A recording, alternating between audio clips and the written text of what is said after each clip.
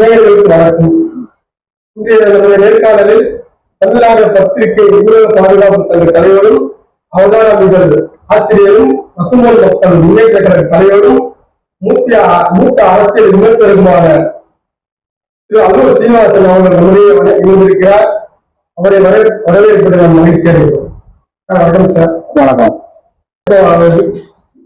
விஜய் கட்சி ஆரம்பிச்சதுல இருந்து தாவேக்காரர்கள் திமுகவுடன் போட்டி அப்படின்னு சொல்லி பேசிட்டு இருக்காங்க.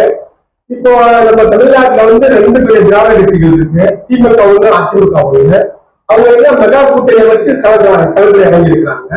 இவங்க வந்து தனிச்சு வந்து களத்தில் இறங்கியிருக்கிறாரு. இது எப்படி சார் பாக்குறது? அதாவது 2 திராவிட கட்சிகளும் ஏற்கனவே ஆண்டவர்கள், இப்பொழுது ஆண்டு கொண்டிருக்கிறவர்கள் தங்களுடைய பராக்கிரமத்தாலே ஒரு கூட்டணியை மெகா கூட்டணி அமைக்கிறார்கள். விஜய் அவர்கள் கட்சி ஆரம்பித்த பொழுது அவர் என்ன சொன்னார்னா, என் கூட வந்தீங்கன்னா கூட்டணி ஆட்சியிலும் பங்கு அதிகாரத்திலும் பங்குல அவர் அழைத்தார். ஆனால் அவர் கூட யாரும் போவதற்காக முயற்சிகள் செய்யும் பொழுது இந்த 2 கட்சிகளும் தங்களுடைய பணபலத்தை அதிகார பலத்தை வைத்து எந்த கட்சிகளும் போகாம விடாம எல்லாத்தையும் டைட் பண்ணி ஒரு கூட்டணியை ஃபார்ம் பண்ணிட்டாங்க. அதனால ஒரு பிரச்சனை இல்லை. அவர் ஒரே நேரட்டிவ் செட் பண்ணிட்டார். திமுகவுக்கும் தாவேக்காவுக்கும் தான் போட்டி. எப்படி சொல்றாருன்னா, ஆட்சி நடக்கிறது நீ திமுக தான், திமுகவை தான் அவர் எதிர்க்க முடியும். அதிமுக ஏற்கனவே ஆண்டவர்கள், அவர்களையும் எதுக்கலாம். ஆனா இன்னைக்கு பிரதானமா ஆட்சி செய்யறது யாரு? திமுக தானே. அதனால அதை கரெக்டா அவர் நேரட்டிவ் செட் பண்றாரு. திமுகவும் எனக்கும் தான் போட்டி அப்படிங்கிறார். அதுல ஒன்றும் குறை இருப்பதா எனக்கு தெரியல. அதே நேரத்துல மத்தியில ஆளுகிற நிறைய பேர் கேட்கறாங்க, ஏன் பிஜேபி அவர் எதுக்க மாட்டேங்கிறாரு அப்படின்னு. பிஜேபி மத்தியில ஆளுகிறது இப்ப நடப்பது பாராளுமன்ற தேர்தல் அல்ல, சட்டமன்ற தேர்தல். இங்க நடக்கிற விஷயத்த சட்டமன்ற தேர்தல்ல யாரு பிரதான எதிரினா திமுக தான்.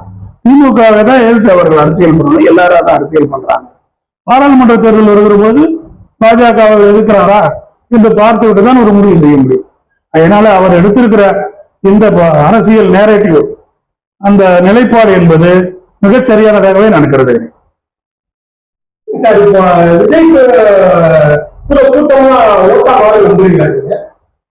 ஏன் மாறாதுன்னு நீங்க சொல்றீங்க? அதாவது விஜய்ங்கிறவரு ஒரு நடிகராக இருந்தார். நடிகராக இருந்து விஜய் மக்கள் மன்றம் வந்துருச்சாரு, மக்கள் இயக்கமா வச்சிருந்தார். அப்போது அவரை பார்க்க போகிறவர்களுக்கு நாம் ரசிகர்கள் என்ற ஒரு முத்திரை குத்தலாம். அவர் எப்பொழுது தமிழக வெற்றி கழகம்ங்கிற ஒரு கட்சியை ஆரம்பிச்சு கட்சியினுடைய கொள்கை தலைவர்களை அறிவித்து ஒரு அரசியல் இயக்கமா பதிவு பண்ணி வருகிற பொழுது அவர்களை பார்க்க போகிறவர்கள் வேடிக்கை பார்க்க போறாங்கன்னு எப்படி நீங்க நினைக்கிறீங்க? ஒரு அரசியல் கட்சி தலைவராக தானே அவர் வராரு, அவர் டிக்ளேர் பண்ணி தானே வராரு. தமிழக வெற்றி கழகம் ஒரு கட்சிக்கு தலைவராக அவர் வராரு. அவர் மேல இருக்கிற ஆர்வத்தால ஈர்ப்புனால ரசிகர்கள் வர்றாங்க. அவர்கள் தொண்டர்களா ஆயிட்டாங்க, இப்ப ஆகிட்டு இருக்காங்க. ஆகையினால அவர்கள் ஓட்டா மாறுமானாங்க. நீங்க எப்படி உறுதியா சொல்ல முடியும்? ஓட்டை போடதான் வருவாங்க, ஒரு ஓட்டாதான் மாறும். பல பேருக்கு அதுல ஓட்டு இல்லை அப்படிங்கிறது வேற விஷயம். ஆனால் அது ஓட்டாக மாறும். வந்து கூடி கலைகிற கூட்டமாக அது எனக்கு தெரியவில்லை. கட்சி ஆரம்பித்து 3 வருஷத்துக்குள்ள ஆட்சியை பிடிக்க முடியாது. ஒரு கட்சி ஆரம்பிச்சு அவங்க இத்தனை நாளைக்கு தான் ஆட்சியை பிடிக்கல, ஏதாவது ரூலிங்ஸ் இருக்குதா சொல்லுங்க? என்டிஆர் 9 மாசத்துல ஆட்சியை பிடிச்சாரா? எப்படி பிடிச்சாரு? அதெல்லாம் மக்கள் தீர்ப்பு எல்லாம் சேர்ந்து ஓட்டு போட்டாங்கன்னா ஜெயிக்க போறாரு. இதுக்கு கால நிர்ணயம் அளவு எல்லாம் ஒண்ணும் கிடையாது. எம்ஜிஆர் ஆட்சி பிடிச்சாரு, அவரு திமுக இருந்தாரு, அந்த காலம் வேற, இந்த காலம் வேற, அந்த அரசியல் வேற, இந்த அரசியல் வேற. எம்ஜிஆருக்கு எத்தனை மன்றங்கள் இருந்துச்சு? 5000 மன்றங்கள் தான் இருந்துச்சு. இன்னைக்கு எத்தனை மன்றங்கள் இருக்கு விஜய்க்கு? காலம் நிறைய மாறிடுச்சு. இன்னைக்கு இருக்கிற நிலப்போக்கு மக்கள் யாருக்கு ஓட்டு போறாங்களோ வர போறாங்க. அவர்கள் தான் முடிவு பண்ணுமே தவிர நீங்க ஒரு அளவுகோலை வச்சுக்கிட்டு இப்படி வர முடியுமா, அப்படி வர முடியுமா, அவர் ஆட்சிக்கு வர முடியுமான்னா அதை தீர்மானிக்கிறது நீங்கள் அல்ல. திமுகவோ அதிமுகவோ வேற நாம் தமிழர் கட்சியில் இருக்கிற முடிவு செய்யற விஷயம் அல்ல. மக்கள் முடிவு செய்து வாக்கு போட்டாங்கன்னா வாக்களித்தார்கள் தான் யார் கொண்டாலும் முதலமைச்சராக. டெல்லியில அரவிந்த் கெஜ்ரிவால் ஆகவே இல்லையா? பாஜக காங்கிரஸ் 2 கட்சியுமே தூக்கி விட்டு எறிஞ்சிட்டு வந்தாரா இல்லையா? பஞ்சாப்ல ஆம் ஆத்மி வரல இல்லையா? ஆக இதெல்லாம் மக்கள் கையில இருக்கிறது. வருவாங்களா போவாங்க, நீங்க உங்க சந்தேகத்தை கேட்கலாம். ஆனால் இறுதி முடிவு மக்கள் கையில இருக்குது. மக்கள் தான் எஜமானர். தற்கொலையான ஒரு கூட்டத்தை வச்சுக்கிட்டு ஆட்சியை பிடிப்பேன்னு சொல்றது ஒரு கேள்வி கூட்டா இல்லைங்களா? இல்ல, அது உங்களுடைய பார்வையில அவர்கள் தற்கூரியா தெரிகிறார்கள். என்னுடைய பார்வையில அப்படி தெரியல. அதாவது ஒரு சில பேர் அதுல அரசியல் அறிவு இல்லாதவர்கள், அரசியல் ஞானம் இல்லாதவர்கள் இருக்கலாம். ஏன்னா எல்லாருக்கும் அரசியல் தெரிஞ்சிருக்கிற அவசியம் இல்லை. ஏன்னா நம்ம அரசியல் எல்லாருக்கும் போதிக்கல. அவர்கள் ரசிகர்களா இருக்கிறார்கள். அவர்கள் தற்கூரி நீங்க எப்படி சொல்றீங்க? அந்த வார்த்தையே தப்பு. அதாவது ரசிகர்கள் ஆர்வ கோளாறுல வரான் அப்படின்னு சொல்லாமே தவிர அவனை தற்கூரின்னு சொல்றது நீங்க யாரு? நீங்க என்ன பெரிய எம்ஏ பொலிட்டிக்கல் சயின்ஸ் எல்லாரும் அரசியல படிச்சவரா? திமுக அதிமுக இருக்கவங்களாம் எம்ஏ பொலிட்டிக்கல் சயின்ஸ்ல படிச்சு இல்ல அரசியல் பல்கலைக்கழகத்திலாவது எல்லாம் டிகிரி வாங்கிட்ட தொண்டர்களா இருக்கான். இல்ல அண்ணாத்துறை கூட்டத்துக்கு போனவன், கலைஞர் கூட்டத்துக்கு போனவன், இதே மாதிரி விசிலடிச்ச கூட்டம் தான் அதெல்லாம். அண்ணா அவரை கூட்டத்துக்கு எப்ப போறது தெரியுங்களா உங்களுக்கு? நைட்டு அவருக்கு 6 மணிக்கே கூட்டத்துல போடுவாங்க. அண்ணா பேசுகிறாரு. அண்ணா அவர்கள் இன்னும் சிறிது நேரத்தில் வந்து விடுவாங்க, அனௌன்ஸ் பண்ணுவாங்க. அவர் எத்தனை மணிக்கு போனா 6 மணிக்கு படுது, அப்பதான் தூங்குவார். அண்ணாவோட பழகின ஒரு நண்பர் சொல்றேன், 6 மணிக்கு தான் படுப்பாரு, 9 மணிக்கு ஏந்திரிப்பாரு. ஏந்திரிச்சு ஒரு எலுமிச்சம்பழம் வாங்கிட்டு வந்து சொல்லுவார். அதை 2 அறுத்து மூஞ்சியில தடவுவார். இதெல்லாம் நிறைய பேருக்கு இப்ப இருக்கவங்களுக்கு தெரியாது. எதுக்குன்னா மூஞ்சி எலுமிச்சம்பழம் தடவுனா சதையில இருக்க சுருக்கங்கள்லாம் போய் டைட் ஆயிடும். ஒரு அரை மணி நேரம் வச்சிருந்து மூஞ்சியை கழுவிட்டு ஒரு அரை மணி நேரம் பவுடர் போடுவார். மணி 10 10 மணிக்கு தான் கிளம்பி மாநாடு கூட்டம் மேடைக்க போவார். போயிட உடனே மேடையில ஏறி என்ன சொல்லுவார் தெரியுமா? மாதமோ சித்திரை, நீங்கள் எல்லாம் நித்திரை, குத்துங்கள் முத்திரை உதயசூரன் எல்லாம் கைத்தட்டும். அன்னைக்கு கைத்தட்டி விசில் அடிச்சு வந்தான். அவன் தற்கொலையா? இவன் தற்கொலைன்னா அவன் தற்கொலை தானே. அத ஒரு தலைவனை பார்க்க வருகிறவனை தற்கொலைன்னு சொல்லக்கூடாது. அது ஒரு தவறான வார்த்தை. இது என்ன செய்யறாங்கன்னா இந்த திராவிட இயக்கங்கள்ல எம்ஜிஆர் வரும்பொழுது அப்படிதான் சொன்னாங்க. எம்ஜிஆர் என்ன சொன்னாங்க? மலையாளி கோமாளின்னு சொன்னாங்க. எம்ஜிஆரோட ரசிகர்கள் என்ன சொன்னாங்க? இதே மாதிரிதான் சொன்னாங்க. கோமாளி கூட இருக்கவங்க கோமாளிகள் அப்படின்னு. 100 நாளைக்கு அந்த படம் கூடாதுன்னு சொன்னார் கலைஞர் எம்ஜிஆர் கட்சி ஆரம்பிக்கிற போது. இதே மாதிரி ஒரு விமர்சனங்களை திராவிட கட்சிகளை தன்னை யாராவது ஆரம்பிச்சாங்கன்னு நம்மள சொல்றாங்க.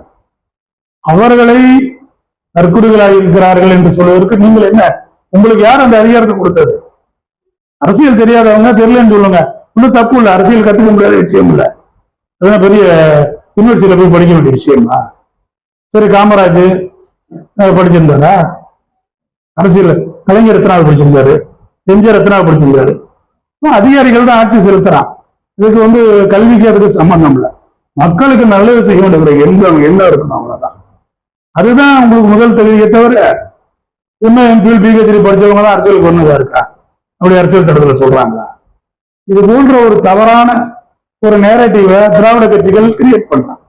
இதை இவங்கெல்லாம் அரசியல் அப்படியே கரைச்சு குடிச்ச மாதிரியும் எல்லா அரசியலும் தெரிஞ்ச மாதிரி இவங்க அரசியல் என்னென்ன அரசியல் பண்ணியிருக்காங்க, மோசமான அரசியல் பாத்தீங்கன்னா, இதே எம்ஜிஆர் அமெரிக்காவில் மருத்துவமனையில படுத்திருக்காங்க. அப்போ என்ன சொல்றாங்க? எம்ஜிஆரை கோமாளி மலையாளின்னு சொன்ன கலைஞர் என்ன சொல்றாரு? அவர் பணமா வச்சுக்கிட்டு இங்க ஊரை ஏமாத்திக்கிட்டு இருக்காங்க.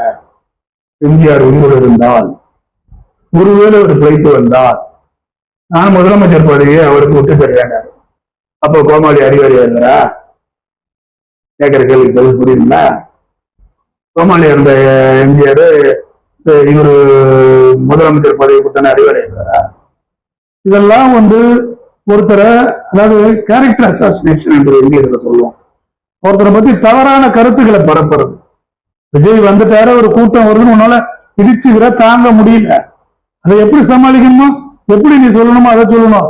அதை விட்டு அவனுக்கு ஒண்ணுமே தெரியாது, அவன் கூட இருக்கவனா தற்கொலை பேசுற அப்படின்னு பேசுறதெல்லாம் தவறான அரசியல். அரசியல் யார் வேணாலும் வரலாம். ஏன்னா நாட்டுல 21 வயசானவன் யார் வேணாலும் ஓட்டடிக்கலாம், 25 வயசானவன் யார் வேணாலும் போட்டியிடலாம். அரசியல் சட்டம் சொல்லுது. அதை இறுதி முடிவெடுக்க வேண்டியது மக்கள் தாங்கிறத மறந்துட்டு இவங்களே கையெழுத்து, நீதிபதியாகி கையெழுத்து போடுறாங்க. எல்லாத்தையும் கையெழுத்து, அவர் வரக்கூடாது, ஒரு அதை சொல்லுவது நீங்கள் யார்? 25 வருஷம் வந்துட்டா உங்களுக்கு எல்லாமே தெரியும். மக்கள் உங்களை ஏற்றுக்கலாம், நாளைக்கு தூக்கி எறிஞ்சு என்ன பண்ணுங்க? அது போன்ற விமர்சனங்களை வைக்கக்கூடாது. அவர் வந்தா நாட்டுக்கு நல்லது செய்வாரா மாட்டாரா? செய்யறாருன்னா மக்கள் ஓட்டு போட போறான், செய்யலன்னா ஓட்டுலன்னா வீட்டுக்கு போக போறாரு. அதை பத்தி உனக்கு கணக்கு நீ அவளை கொந்தளிக்கிற நான் கேட்பது அது. சரி சார், இப்ப திரு ஜோசப் விஜய் மேல தமிழ்நாடு முழுவதும் ஒரு விமர்சனம் வந்துகிட்டே இருக்கு. ஒரு குடும்பத்தை வச்சு காப்பாற்ற முடியாத எப்படி ஒரு நாட்டை காப்பாற்றுவது அவங்க மேல ஒரு விமர்சனம் வந்துகிட்டே இருக்கு. இதை எப்படி நீங்க பாக்குறீங்க? குடும்பமே இல்லாத மனைவியை துரத்தி விட்ட நரேந்திர மோடி பிரதம மினிஸ்டரா இருக்காரு. புரியுதுங்களா? அவர் மனைவியோட இருக்காரு இன்னைக்கு. அவரை போய் இந்த கேள்வி கேட்பீங்களா? சார், தனிப்பட்ட வாழ்க்கையில நடக்கக்கூடிய விஷயங்களுக்கும் மக்களுக்கு நல்லது செய்யறதுக்கும் உள்ளது என்ன சொல்லுங்க? எல்லா வீட்லயும் பிரச்சனை இருக்குது. புரியுதுங்களா? அவரோட கணவன் மனைவிக்குள்ள பிரச்சனை இருக்கு. என்ன செய்திருக்க வேண்டும்? அந்த விஜயனுடைய மனைவி என்ன செய்திருக்க வேண்டும்? பெரியவர்கள் மூலம் பேசணும். குடும்பத்துக்குள்ள இருக்க பிரச்சனைய எப்ப நீதிமன்றத்துக்கு போயிட்டாங்களோ அதை படி நம்ம போய் அதுல தலையிடுறதுக்கு என்ன இருக்கு? அவங்க பர்சனலா ஒரு பேட்டி கொடுத்துருந்தாங்கன்னு கூட அவங்க தரப்பு நியாயங்களை சொல்றாங்க அப்படின்னா கூட ஏத்துக்கலாம். நீ எப்ப நீதிமன்றத்துக்கு போயிட்டியோ அதற்கான பதில் நீதிமன்றத்துல தான் கிடைக்கும். அதை நீங்க எப்படி முடிவு பண்ண முடியாது? தன் சொந்த வாழ்க்கை. புரியுதுங்களா? எல்லாருடைய வாழ்க்கையிலும் பிரச்சனை இருக்குது. சரி, சினிமாவில இது வரைக்கும் விவாகரத்தான நடிகர்கள் எத்தனை பேர் இருந்தது தெரியுமா? நிறைய பேர். தனுஷ் எடுத்துக்கலாமா? எல்லாம் அது தனிப்பட்ட வாழ்க்கை. அதுக்கு இதுக்குல கொண்டாடி எப்படி வாழ முடியல, அவர் எப்படி சினிமா நடிப்பார்னு கேட்டாங்க. அதுக்கு இதுக்கு என்ன சம்பந்தம்? குடும்ப வாழ்க்கையை செம்மையாக நடத்துவது என்பது வேறு, மக்களுக்கு நல்ல செய்து என்பது வேறு. இதையும் ஒரு குழப்பிக்க கூடாது. கொண்டாடியே ஒருத்தர் இல்லாத அரசியல் சேவை செய்ய முடியாதா? டெய்லி கொண்டாடிய வடிவல் மாதிரி ஒருத்தர் அடி வாங்குறவன் அரசியல் வேலை செய்யக்கூடாதா? அதுக்கு இதுக்கு என்ன சம்பந்தம்? நீங்கள் கருத்துக்களை கொள்கையில பேசுங்க. சரி, நான் கேட்கிறேன், நம்முடைய மதிப்பு மரியாதைக்குரிய கலைஞர் கருணாநிதி முதல் மனைவி தயாள் அம்மாள், இரண்டாவது மனைவி அவங்க பேர் என்ன? ராஜாத்தி. கிராமத்துல என்ன சொல்லுவான், ஊர்ல என்ன சொல்லுவான்? முதல்ல இருக்க மனைவி, இரண்டாவது போனாட்டி அப்பாடி தானே சொல்லுவான். ஒரு மனைவி துணைவின்னு சொல்லி ஊர்லாம் கூட்டிட்டு வந்தார். அப்ப எங்க போயிருந்தீங்களா? இதே ஊடகங்கள் இன்றைக்கு பத்திரிகைகள் எழுதுறவங்க என்ன எழுதுறாங்க? மனைவி தயாளு அம்மாள் உலக தமிழ் மாநாடு நடக்கும்போது உட்கார்ந்துருக்காங்க ரெண்டு பேரும். மனைவி தயாளு அம்மாள், துணைவி ராஜாத்தியார் ஆகியோர் இருக்கும்போது எடுத்த படம்னு யாரு போட்டா? இதே ஊடகங்கள். அது எப்படி ஒருவனுக்கு ஒருத்திங்கிற உயர் பண்பாடு கொண்ட தமிழின தலைவர் 2 கூட்டணி இருந்தாரு. அது தனிப்பட்ட வாழ்க்கையை பேசக்கூடாது. நான் பேசுறேன், சொல்றேன். அவருடைய தனிப்பட்ட வாழ்க்கை. நாளைக்கு அவங்க 2 பேரும் சேர்ந்துட்டா நீங்க 2 பேரும் மூஞ்சி எங்க வச்சுக்குவீங்க? அவர் பையன் அப்பா சேர்ந்து நாளைக்கு ஒரு போட்டோ போஸ்ட் கொடுக்குறான்னு எங்க வச்சு மூஞ்சிய? அது நான் பேசக்கூடாது. அரசியல் ரீதியாக கருத்துக்களை தான் நான் பேச வேண்டும். தனிநபர் விஷயங்களை யாருமே பேசக்கூடாது. யாருடைய தனிநபர் விஷயத்தை யாரும் பேசக்கூடாது. அரசியல் ரீதியாக கருத்துக்களை சொல்லுங்க. மக்களுக்கு அதான் தேவை. ஒரு கை ஏழுங்கி இருக்குது, ஒரு கை குட்டியா இருக்குது, இதெல்லாம் யாரு கேட்டா? மக்களுக்கு தேவை என்ன? அவர் வந்தா செய்வாரா, செய்ய மாட்டார்? நாங்க அதை செஞ்சிருக்கோம். இதைத்தான் பேசணும். தனிநபர் விஷயங்களை பேசுவதை திராவிட கட்சிகள் வழக்கமா வச்சிருக்காங்க. மேடைகள்ல இதே வேலை. நீங்க திமுக மேடையெல்லாம் பாத்தீங்கன்னா அந்த காலத்துல வெற்றி கொண்ட காலத்துல இருந்து கடுமையா விமர்சிப்பாங்க தனிநபர் விமர்சனங்கள். அதையெல்லாம் மாத்தணும், மாறணுங்கிறது தான் இன்றைக்கு மக்களுடைய விருப்பம். நீங்க பேசுறதுல ஒரு கேள்வி. இப்ப நம்ம கரூர் கூட்ட நெரிசல்ல 40 பேர் அந்த சம்பவம் எல்லாத்துக்குமே தெரியும். இது இறந்து போன பார்க்காம ஓடி ஒழிஞ்சுக்கிட்டாருன்னு எல்லாத்துக்கும் தெரியும். இவரு எப்படி மக்களை காப்பாற்றுவாரு, மக்களுக்கு நேரடியா பேசுவாரு, இப்படி நீங்க நம்புறீங்க? இது நல்ல கேள்விதான். இது நீங்க கேட்கிற கேள்வி எல்லாரும் கேட்கிற நியாயமான கேள்விதான். ஆனால் என்ன யதார்த்தங்கிறது யாரும் தெரிஞ்சுக்க மாட்டேங்கிறீங்க. விஜய் திருச்சிக்கு வராரு, பெரம்பலூர் வராரு, நாகப்பட்டினம் வராரு, இதே கூட்டம் வருது, இதே நெரிசல் வருது. கட்டுக்கடங்காத கூட்டம் இருக்குது. இந்த கோயிலுக்கு ஆர்வ கோளாறுல மரத்துல ஏறுறான், டிரான்ஸ்பார்மர்ல ஏறுறான், கட்டியிருக்க அது என்னது பேரிகார்டு மேல ஏறான், குதிக்கிறான். கட்டுக்கடங்காத கூட்டம் வந்துச்சு. ஆனால் உயிர் சேதங்கள் வரல. கரூர்ல மட்டும் ஏன் வந்துச்சு அப்படிங்கிறத யாருமே பார்க்கல. அதை யாருமே பேசல. இவர் லேட்டா போனாருன்னா லேட்டா போனா என்ன? அண்ணாதுரை லேட்டா போயிருக்காரு, கலைஞர் லேட்டா போயிருக்காரு, எம்ஜிஆர்லாம் 24 பேரும் கூட்டத்துக்கு லேட்டா போயிருக்காரு. இப்ப இருக்கவங்களுக்கு தெரியாது. தாமதம் ஒரு காரணம் இல்ல. சரி அவர் வரல, அங்க இருக்கிறவன் வீட்டுக்கு போயிருக்கான், எந்திரிச்சு அவர் வரலன்னா வீட்டுக்கு போயிட்டு அப்ப அவரை பார்க்கணும்னு இருக்கான். சரி ரைட்டு. அங்க ஒரு கூட்டம் வருது, ஒரு நெரிசல் வருது. எந்த நேரத்துல கலவரம் வருதுன்னா பாட்டிலுக்கு 10 ரூபான்னு ஒரு பாட்டு பாடினதுக்கு அப்புறம் தான் பிரச்சனை வருது. அந்த நேரத்துல லத்தி சார்ஜ் எப்படி நடத்துறான் போலீஸ்? அதான் யோசிச்சு பாருங்க, லத்தி சார்ஜ் நடத்த வேண்டிய அவசியம் என்ன? சரி, நெரிசல்ல இறந்து போறாங்க. அங்க ஆம்புலன்ஸ் நிக்குது. திமுகவோட ஆம்புலன்ஸுக்கு அங்க என்ன வேலை? ஒரே அப்படியே 41 பேர் இறந்துட்டாங்க. இறந்ததாங்க ரைட். இந்த 41 பேரும் இரவோடு இரவாக போஸ்ட்மார்ட்டம் செய்ய வேண்டிய அவசியம் இல்லை. எந்த ஊர்ல 41 பணத்தை ஒரே ராத்திரில பண்ணியிருக்கான். திருச்சி ஜிஹெச்ல எல்லாம் போய் ஒருத்தர் போஸ்ட்மார்ட்டம் பண்ணோம்னா அதுக்கு கிட்டத்தட்ட ஒரு 6 மணி நேரம் 7 மணி நேரம் ஒரு பாடியை பண்றதுக்கு 41 பாடியை இரவு பண்ண வேண்டிய அவசியம் என்ன? இதெல்லாம் சிபிஐ விசாரணையில இருக்குது. அது நடந்து போச்சு. இவர் இதுக்கு இந்த நாட்டுல இருக்க எல்லாரும் கூடிக்கிட்டு மனசாட்சி இல்லாமல் விஜய் தான் காரணமாக அவர் எப்படி பொறுப்பாக முடியும்? அவர் வந்தாரு, பார்க்க போனாரு, அதனால இறந்து போனாங்கிறது உண்மைதான். ஆனா அவர் எப்படி பொறுப்பாவாரு? அதை எப்படி நீங்க சரி அவர் வராரு, ஒருத்தர் 41 பேர் இறந்து போயிட்டாங்கன்னு சொல்றாங்க. அவருக்கு அரசியல் தெரியாதுங்கிறதுனால நான் சொல்றேன். இப்ப நீங்க எல்லாம் சொல்றீங்க பாருங்க, அவருக்கு அரசியல் தெரியாது. அரசியல் தெரிஞ்சதுதான் என்ன பண்ணிருக்கணும் தெரியுங்களா? திருச்சி ஏர்போர்ட்லயே இந்த மாதிரி என்ன போலீஸ் பாதுகாப்பு கொடுக்காம இந்த கட்சிக்காரன் 40 பேர் உயிரை போச்சுன்னு பணத்தை போட்டு ஒரு அரசியல் பண்ணியிருக்கணும். அதை பண்ணாதனாலதான் நீங்க இதெல்லாம் பேசிக்கிட்டு இருக்கீங்க. பணத்தை வச்சு அரசியல் பண்ணது யார்? இந்த தமிழ்நாட்டுல பணத்தை வச்சு அரசியல் பண்ணது யாரு? திராவிட கட்சிகள் தான். அவர் அதை செய்யல. அதனால உடனே அவர் எல்லாரும் ஓடிப்பட்டாரு, ஒழுங்கிட்டாங்க. யாரா இருந்தாலும் சொல்ல மனுஷன், நானா இருந்தாலும் எனக்காக ஒரு 41 பேர் சாவுறான்னா என் மனசு என்ன பாடுபடும்? யோசிச்சு பாருங்க, மனசு என்ன பாடுபடும்? 2-3 நாளா நமக்காக ஒரு வருஷத்துல மனசு பெருமையா இருக்கும். நம்ம தேடி இவ்வளவு பேர் வந்திருக்காங்க, நமக்கா இத்தனை பேர் செத்துருக்காங்கிறதும் ஒரு மனசுக்குள்ள ஒரு இது இருந்தாலும் எவ்வளவு ஆதங்கம் இருக்கும். மனுஷனை பாருங்க, முதல்ல அவரு மனுஷன் தான். சரி, அவர் என்ன செஞ்சாரு? 3 நாள் கழிச்சு ஒரு பேட்டி கொடுத்தாரு. எல்லாத்துக்கும் உடனே சொல்றான், ஏன் அங்கேயே இருக்கல, இன்னும் 40 பேர் சாகணுங்கிறானா? நல்லா யோசிச்சு பாருங்க.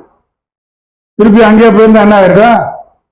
அங்க போய் ஆஸ்பத்திரியில பார்த்துருந்தா அங்க கூட திருப்பி 19 பேர் செத்து போனானா அது என்னங்க? நம்ம எப்படி நடக்கும்? அது அவர் போகதான் புத்திசாலித்தனமான வேலை. சரி, அடுத்த இடம் ஒரு மண்டபம் போட்டு கரூர்ல போய் எல்லாத்துக்கிட்டையும் அவங்க எல்லாத்துக்கும் ஆறுதல் சொன்னாங்கன்னா மண்டபம் கொடுக்க முடியாது. ஆளுங்கட்சி அத்தனை இருக்கிற நான் கேட்பது, இந்த கரூர் சம்பவத்துக்கு முழுக்க பொறுப்பு இருக்க வேண்டியது யார்? போலீஸ். போலீஸ் எதுக்கு சார் பர்மிஷன் வாங்குறோம்? ஒரு கூட்டம் நடத்தணும், போலீஸ் அப்புறம் போலீஸ் தான் பாதுகாப்பு கொடுக்கணும். நீங்க மாநாடுக்கு பாருங்க, தந்தி பேப்பர் எடுத்து பாருங்க. மாநாட்டுக்கு 6000 போலீஸார் வேலை செய்யறார்கள். யார் கொடுக்குறாங்க? நியூஸ் நீங்க தான் கொடுக்குறீங்க.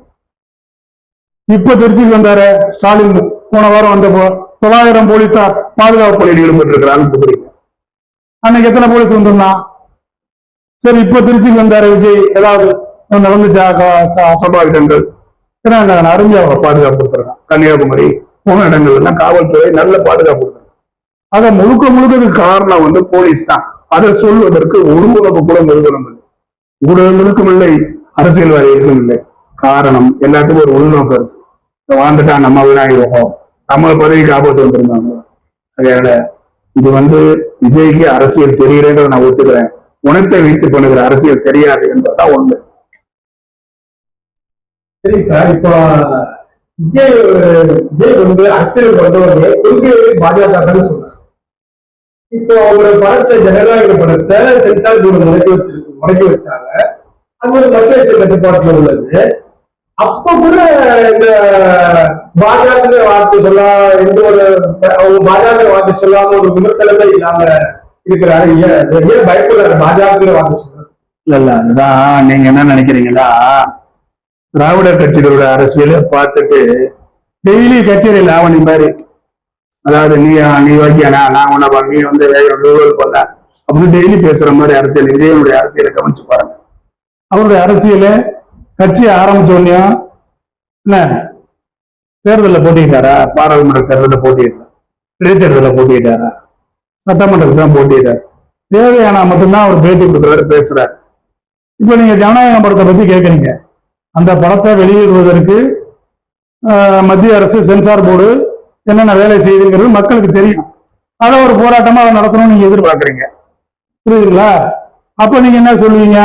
பார்த்தாயா, விஜய் அவர் படத்துக்கு ஒண்ணு இறங்கி வராரு, மக்களுக்கு நான் வரான்னு கேள்வி கேட்பீங்க. அது லீகலா போயிட்டு இருக்கு, சட்ட ரீதியா போயிட்டு இருக்கு. அவன் திருப்பியும் சென்சார் போர்டுல மேல்முறையீடுங்க அதுங்கிறான் போயிட்டு இருக்கான், வந்துட்டு இருக்கான். அதனால அந்த பட விஷயத்துல அவர் போராடலைங்கிறதுக்காக அவர் பிஜேபி எதிர்க்கலைன்னு அர்த்தம் இல்லை. அவர் டிக்ளேர் பண்ணிட்டாரு, என்னுடைய கொள்கை எதிரி பாஜகன்னு சொல்லிட்டாரு, அரசியல் எதிரி திமுகன்னு சொல்லியாச்சு. அதுக்காக என்ன பண்ண முடியும்? பாஜக எதிர்த்து போராட்டம் தான் ஒத்துக்குவீங்களா? அப்படியெல்லாம் உங்களுக்கு அவர் போராட்டம் நடத்த முடியாது. எதுக்குற நேரம் வருவாரு. நான் நேற்றுக்கு லிமிடேஷனுக்கு கண்டிச்சு தானே அறிக்கை கொடுத்துருக்காரு. எல்லா விஷயங்களுக்கும் கருத்து சொல்லணும், அன்னன்னைக்கு கருத்து சொல்லணும். ஒரு அரசியலை திராவிட கட்சிகள் உருவாக்கி வச்சிருக்காங்க.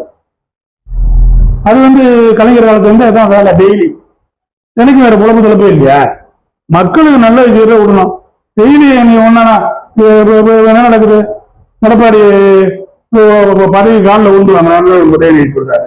அவரு பால்டாயில் பாப்பா, நீ பால்டாயில செத்து போயிருக்க. இதெல்லாம் அவர் பேச்சா? இதெல்லாம் ஒரு அரசியல் தலைவர்கள் பேசக்கூடிய பேச்சா? மக்களுக்கு இது தேவையா? எடப்பாடி பழனிசாமி காலில் பதவி வாங்கினார், ரைட்டு, வாங்கினோம்னா காரை வரவிட்டாரு. அதை பத்தி வருத்தப்பட்டு சசிகலா பேசினா நியாயம். என்ன பாதிக்கப்பட்டவங்க நீ எதுக்கு அப்படி வச்சுக்கிற? சரி, உதயநிதி என்ன அப்படியா வேற மக்கள்கிட்ட இறங்கி எல்லா வேலையும் செஞ்சாரா? எடப்பாடி அப்பா சீஃப் மினிஸ்டர் இருந்தாரா? அவங்க தாத்தா சீஃப் மினிஸ்டர் இருந்தாரா? அப்படி வந்தாரா? அவரு எதற்கு இதென்னா? அவர் வந்த வழியை பத்தி ஆராய்ச்சி பண்ண வேண்டிய வேலை என்ன? வந்ததுக்கு அப்புறம் மக்களுக்கு செஞ்சாரு. எனக்கு எடப்பாடியை பிடிக்காத ஒரு விஷயம். வந்ததுக்கு அப்புறம் மக்களுக்கு நல்லது செஞ்சாரா? சரி, அதை தான் நீங்க பேசணும். உதயநிதி ஏதோ அரசியலுக்குன்னே ஒரு அம்மாவோட கருவில உருவாகி அரசியல் அப்படியே எல்லாத்தையும் கரைச்சு குடிச்சு வெளியே வந்ததால நீங்க பேசுறீங்க. அதான் நான் புரிஞ்சுக்கல. அவருடைய உடன் பிறந்த சகோதரி மூக்க அழகினுடைய பொண்ணு கைலிவழி சொல்லுது. எதுக்கு இதெல்லாம் நீங்க பேசிக்கிட்டீங்க? நீ என்னத்த இதை பத்தி நிறுவ போறீங்க? இது எதுக்கு?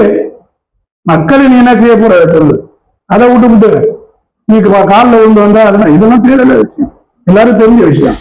இது ஒரு எலெக்ஷன் கண்டா? இது மாதிரி கீழ்த்தரமான அரசியல பண்ண வேண்டியது நீ ஏன்டா அவனை பண்ணு கேட்க வேண்டியது. விஜய் இது மாதிரி உனக்கு பண்ண தெரியுமான்னு கேட்டா இதெல்லாம் என்ன நியாயம்? விஜயனுடைய பாணி தனி. பேச வேண்டிய விஷயத்த கரெக்டா பேசுறாரு. நான் பார்த்த வரையணும் தேவையான விஷயத்த கரெக்டா பேசுறாரு. தேவையில்ல நெசன்னு பேச மாட்டேன்னு சொல்றாரு. இதுக்கு மேல என்ன சொல்லுவான்? அவ்வளவுதான் விஜயனுடைய பாணி. அது அதை ஒத்துக்கங்க. ஒத்துக்காட்டி நீங்க போங்க, மக்கள் ஒத்துக்கிட்டா ஓட்டு போட போறான். நீங்க ஒத்துக்கிற அவசியம் கிடையாது. புரியுதுங்களா? சொல்லுங்க. இப்போ திமுகவும் அதிமுகவும் தேர்தல் அறிக்கையில மாறி மாறி பல மக்களுக்கு பல கவர்ச்சிகரமான சலுகைகளை சொல்லிட்டே இருக்கிறாங்க. மகளிர் உரிமையத்தை 2000 கூட்டணு, 10,000 டெபாசிட், இந்த சூழல விஜய் காப்பி பாருங்களா? அதாவது இது ஒரு அருமையான கேள்வி. எல்லாரும் காசு வாங்கிட்டு ஓட்டு போடுறப்ப அவர் ஜெயிப்பாராங்களோ அது அர்த்தம். அதாவதுங்க, போன தேர்தல் 2021 வரைக்கும் மக்கள்கிட்ட ஒரு மனோபாவம் என்ன இருந்துச்சுன்னா, காசு வாங்கிட்டு தான் ஓட்டு போறான். 500, 1000, 100, 200, 500 வாங்குறவங்களுக்கு என்ன ஒரு அளவுகோல் வச்சிருக்காங்கன்னா, கை நீட்டி காசு வாங்கிட்டான், துரோகம் பண்ணக்கூடாது, ஓட்டு போடுவோம் அப்படிங்கிற மனோபாவம் வாக்காளர்கள்ட்ட இருந்துச்சு. இப்ப 2026 தேர்தலில் மக்களுடைய மனோபாவம் என்னன்னா, நமக்கு கொடுக்கறதெல்லாம் கொள்ளையடிச்ச கொண்டு தான் நம்ம கொடுக்குறானுங்க. அவதான் சம்பாரிச்சு கொள்ளையடிச்சு கொடுக்குறான். அதனால இவனுக்கு ஏன் நாம ஓட்டு போடணும்? பணத்தை கொடுத்தா வாங்கிக்குவோம், ஓட்டு போடக்கூடாது அப்படிங்கிறத இன்னைக்கு ட்ரெண்டு. இந்த ட்ரெண்ட்ல முதல்ல புரிஞ்சுக்கணும். காசை கொடுத்து பணத்தை கொடுத்தெல்லாம் ஜெயிக்க முடியாது. அந்த காலம் மறந்து போச்சு. புரியுதுங்களா? நீங்க எப்படி கொடுக்குறீங்க அந்த பணம் உங்களுக்கு எப்படி வந்துச்சு அப்படிங்கிற விவரமெல்லாம் மக்களுக்கு தெரிஞ்சு போச்சு. மக்கள்கிட்ட அந்த சென்டிமெண்ட் இப்ப கிடையாது. காசை வாங்கிட்டு இவனுக்கு மாத்தி போறான் குத்துரா அப்படிங்கிற அளவுக்கு மக்களுடைய மனநிலை இருக்கு. இதை நான் பல இடங்கள்ல சர்வே பண்ணி பல இடத்துல பேசும்போது தெரிஞ்சது. யாரும் கை காசை கொடுக்கல. மக்களிடத்திலிருந்து கொள்ளையடிச்சு நீ கொடுக்குற, என் பணத்தை எனக்கே தர்ற. இன்னும் சொல்லட்டுமா, டாஸ்மாக்ல தாயை கொடுக்க தாலி எடுத்து அந்த பணத்தை நீ கொடுக்குற. யாரு கொடுக்குற? மகளிர் கொடுக்குற. மகளிர் உரிமையை தெரியாது, இலவுத்துறைன்னு சொன்னாங்க. தமிழ்நாட்டில் இன்னைக்கு 6 லட்சம் இளம் விதவைகள் இருக்காங்க. குடியினால புருஷன் கூப்பிட்டு போயிட்டான். 2 குழந்தை வச்சிருக்கவ, 6 மாசம் குழந்தை, கை குழந்தை வச்சிருக்கவங்க குடியினால இறந்து போயிருக்கான். அந்த தாயை அந்த இளம் விதவையோட நிலைமை எழுச்சு பாருங்க. ஒண்ணு வீட்டு வேலை போகணும், கொத்தனார் சித்தாள் நம்பர் அமைப்பு சேர்ந்த வேலைக்கு போகணும். இல்லை என்றால் என்ன செய்யணும்? அவளோட வாழ்க்கைக்கு என்ன பதில்? பிள்ளைங்களை எப்படி வளர்ப்பான்? அதை பத்தி யாராவது நினைக்கிறீங்களா? டாஸ்மாக மூடிட்டு நீ இதெல்லாம் கொடுக்குறேன்னு சொன்னேன்னா உன் பின்னால மக்கள் வருவாங்க. தாலி எடுத்து ஒரு தொகையை கொடுத்துட்டு அதுக்கு உரிமை தொகை நீங்க சொன்னா மக்கள் வாங்கிக்குவாங்க. நான் ஓட்டு போட மாட்டேன். மக்களுடைய மனநிலை மாறி இருக்கிறது. இந்த முதலீடு திராவிட கட்சிகள் புரிந்து கொள்ளணும். எடப்பாடியா இருந்தாலும் சரி, மு.க. ஸ்டாலினா இருந்தாலும் சரி, காசு கொடுத்து ஜெயிக்கிறாங்கிறது மனப்பால் குடிக்காதீங்க. அது கதைக்கு ஆகாது. இன்னைக்கு நிலைமைக்கு அது ஆகவே ஆகாது. நீங்கள் கொடுக்குற பணம் கொள்ளையடித்த பணம் என்பது மக்களுக்கு நன்றாக தெரியும். விஜய் ஒரு தேர்தல் அறிக்கை வெளியிட்டிருக்கிறார். அவரும் சில மக்களுக்கு சில விதமான சலுகைகளை அறிவிச்சிருக்கிறாரு. குறிப்பா தாய்மாமன் சீது அப்படி இப்படிதான் சொல்லி இருக்கிறாரு. இவரு இந்த சலுகைகளை அறிவிக்கிறாரு. இப்படி சொல்றது எப்படி லஞ்ச முதலீட்டு அரசாங்கத்தை கொடுப்பாங்க? அவர் சொல்றது தெளிவா சொல்றாரு. அவரு நான் லஞ்சம் வாங்க மாட்டேன், என்னுடைய எம்எல்ஏவையும் வாங்க விட மாட்டேன், தமிழ்நாட்டிலே வருகிற வருவாயை வைத்துக் கொண்டு அந்த நல்ல நலத்திட்டங்களை இது போன்ற திட்டங்களை நிறைவேற்றுவேன். அவர் இன்னொன்னு சொன்னதை நீங்க கேட்க முடியாது, யாருமே கேட்கல. ஸ்டாலின் சார் டாக்ஸ் அப்படின்னு சொன்னார்.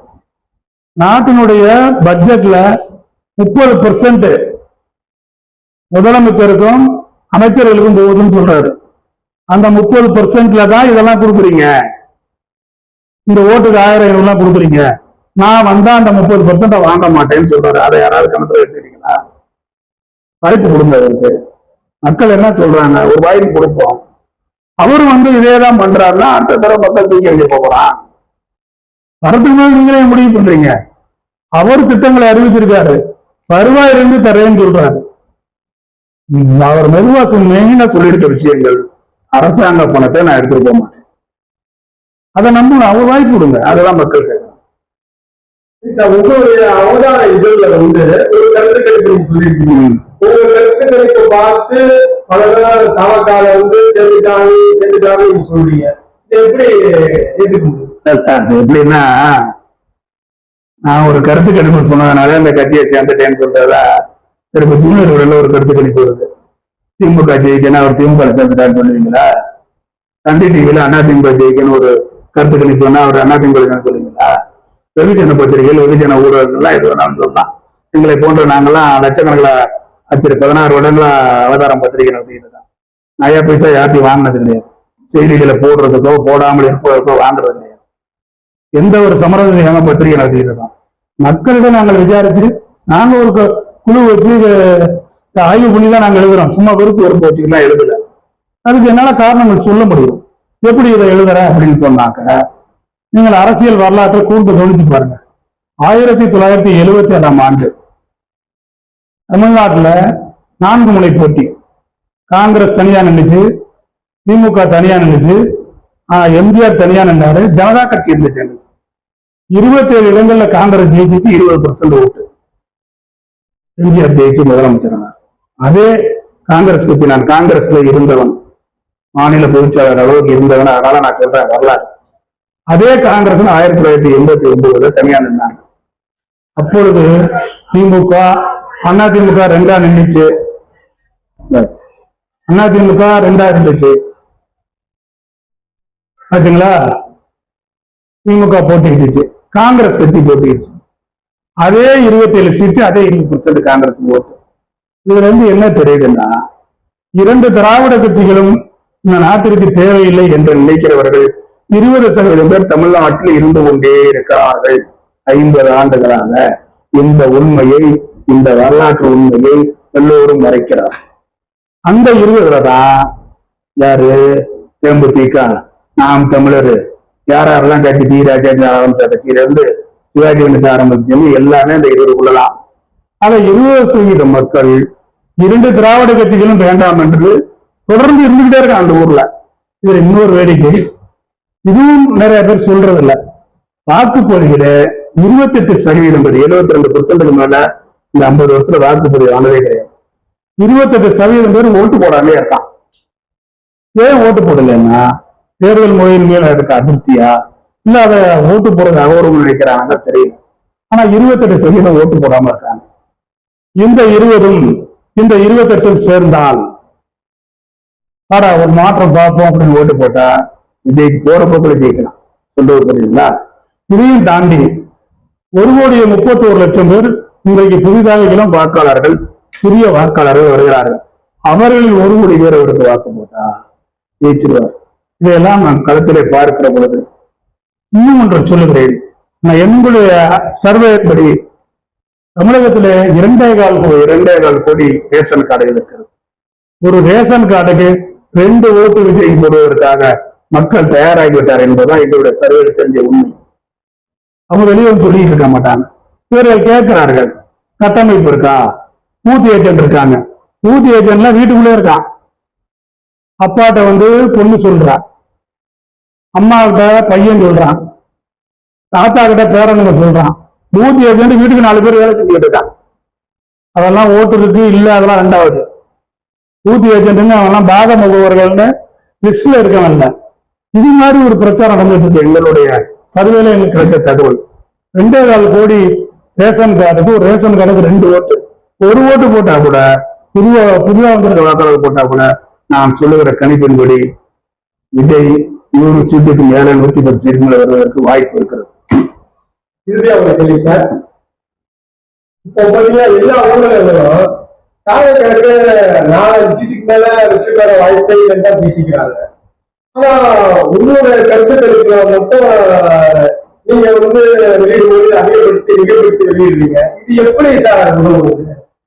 ஆனா வெளிப்படையா சொல்றேனே, இன்றைக்கு தமிழகத்தில் இருக்கிற ஊடகங்கள், நான் நம்ம மூத்த பத்திரிகையாளர் மணியினுடைய வாதத்தை நான் எடுத்துக்கிறேன். அவருடைய ஸ்டேட்மெண்ட்டை பாருங்க. ஊடகங்கள் எல்லாம் தமிழ்நாட்டில் அவ்வளவு கேவலமா போயிருச்சு.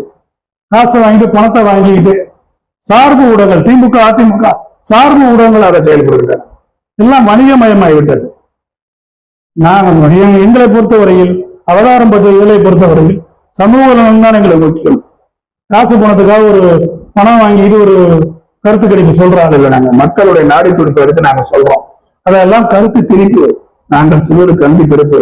நான் சொல்றது மிகையா இருந்தா 5ஆம் தேதி பாருங்க, தெரிஞ்சிருப்போங்க. நான் சொல்றதுன்னா அப்படியே நடக்கும்னு சொல்லல. எங்களுடைய சர்வேல கிடைச்ச தகவலும் நாங்க சொல்றோம். 4-5 சீட்டு வரும்னு ஏன் சொல்றாங்க? அவங்களுக்கு அவங்க சர்வேல அப்படி சொல்லுது. எப்படி அவங்க சொல்றாங்க? 5 கோடி 27 லட்சம் பேர் ஓட்டு போடுறாங்க.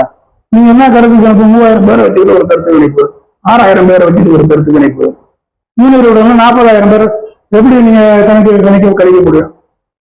5,4 கோடி மக்கள் ஓட்டு போடுற இடத்துல 5,000 10,000 பேரை வச்சு நீங்க எப்படி கருத்து கணிப்பு சொல்லுவீங்க? அதை நம்பலாம், நாங்க சொல்றோம் நம்ப கூடாதா? இப்ப என்ன அர்த்தம்? உங்க மனசுல என்ன இருக்கு?